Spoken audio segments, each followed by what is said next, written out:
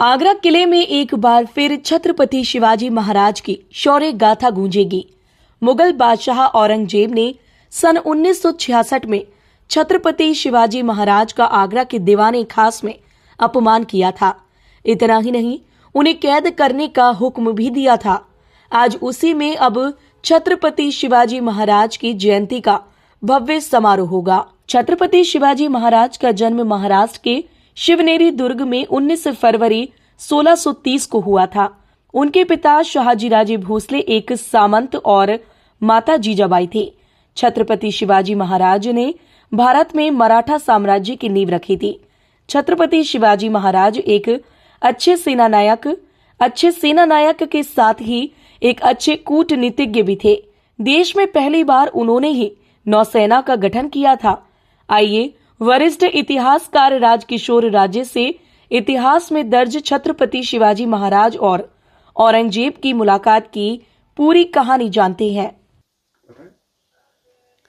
छत्रपति शिवाजी का जन्म 19 फरवरी की 1630 ईस्वी को हुआ था शिवनेर के दुर्ग में। उस समय उनके पिताजी दूसरी जगह थे, वो वहाँ पे नहीं थे, युद्ध में गए हुए थे। लेकिन पुराने इतिहासकारों ने इसकी तिथि जो है 10 अप्रैल सन 27 लिखी है, 1627। जगन्नाथ सरकार आदि प्रसिद्ध लेखकों ने वो जन्मतिथि लिखी है। लेकिन नई तिथियों, नई खोज के अनुसार, नए अनुसंधान के अनुसार फरवरी में इनका जन्मदिन माना जाता है।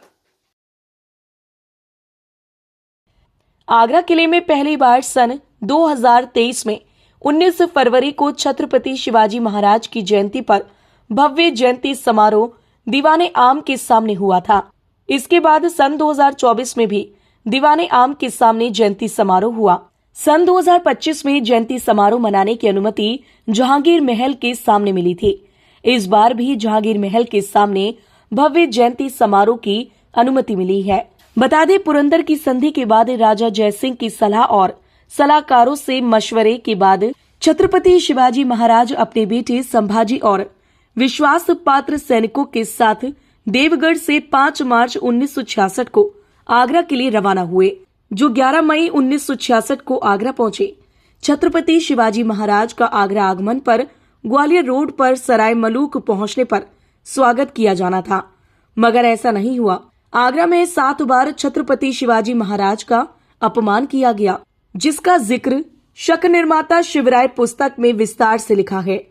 आइए वरिष्ठ इतिहासकार राजकिशोर राजे को सुनते हैं।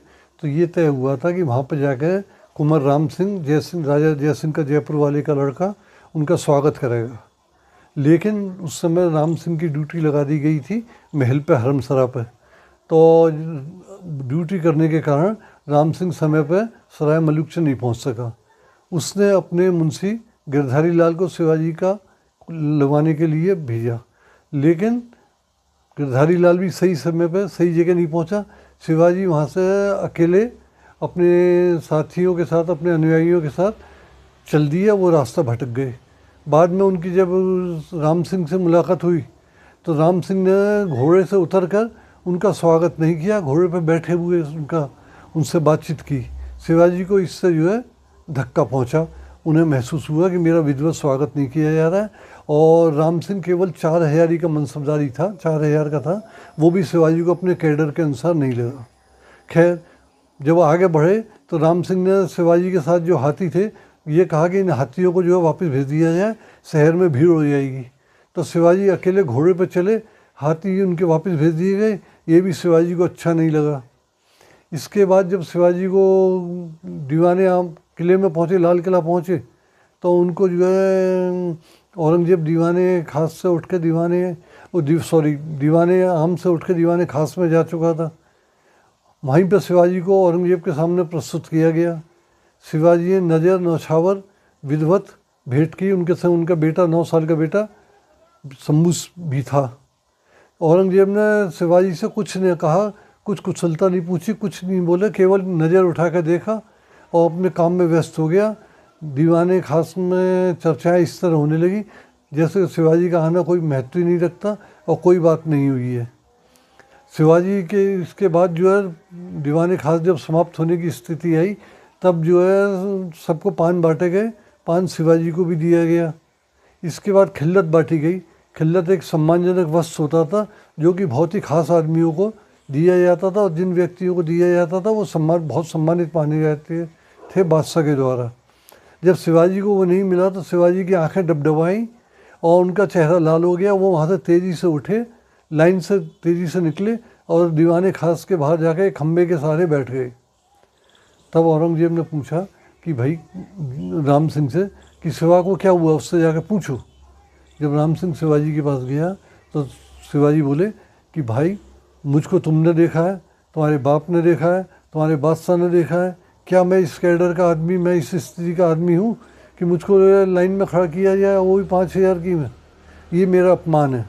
तुम चाहो तो मुझे मारो, चाहो कैद करो, चाहो तो अभी मेरा सिर काट के ले जाओ, लेकिन मैं बादशाह के सामने नहीं जाऊँगा। जब ये लौट के खबर बादशाह औरंगजेब को सुनाई शिवाजी ने और राम सिंह ने, तो उसने कहा औरंगजेब ने राम सिंह से कि इसको अपने साथ ले जाओ, अपने यहाँ रखो। जब वो राम सिंह के यहाँ पहुँचे तो वहाँ पर जो है मुग़ल सेना का पहरा लगा दिया गया और शिवाजी नज़रबंद हो गए। शिवाजी अपने प्रयासों से 99 दिन बाद वहाँ से निकल भागे। शिवाजी जब वहाँ से नज़रबंदी से मुक्त होकर भागे तो वो आगरा में एक स्थान है नगला अजीता सेंट्रल जेल के पास वर्तमान, वो वहाँ पहुँचे, जो कि जहाँ से शिवाजी फरार हुए थे वहाँ से करीब 6 मील दूर था। वहाँ नीरोजी नाम का व्यक्ति घोड़े लिए हुए, 2 घोड़े लिए हुए वहाँ पे खड़ा हुआ था। उस घोड़े पर चढ़कर शिवाजी और नीरोजी और साथ के उनके 2 सहायक और मथुरा की तरफ गए। और मथुरा जाकर उन्होंने एक ब्राह्मण के यहाँ, जो बाद में पेशवा वंश से संबंधित हुआ, उन्होंने शरण ली। शिवाजी ने वहाँ अपनी दाढ़ी मूछ वगैरह सफ़ा कराई, साधु का भेष धारण किया और अपने बेटे संभाजी को 9 वर्षीय को वहीं छोड़ दिया उस ब्राह्मण परिवार के पास, और ख़ुद वहाँ से साधु के भेष में साधुओं की टोली के संग प्रयागराज पहुँचे, जिससे उन पर किसी भी शक नहीं किया। संभाजी को साथ इसलिए नहीं रखा गया था कि जल्दी उनकी पहचान हो सकती थी, और उन्होंने ये अफवाह फैला दी वहाँ से खुद लोगों से कह सुन के कि संभाजी की मार्ग में मृत्यु हो गई, संभाजी नहीं रहे।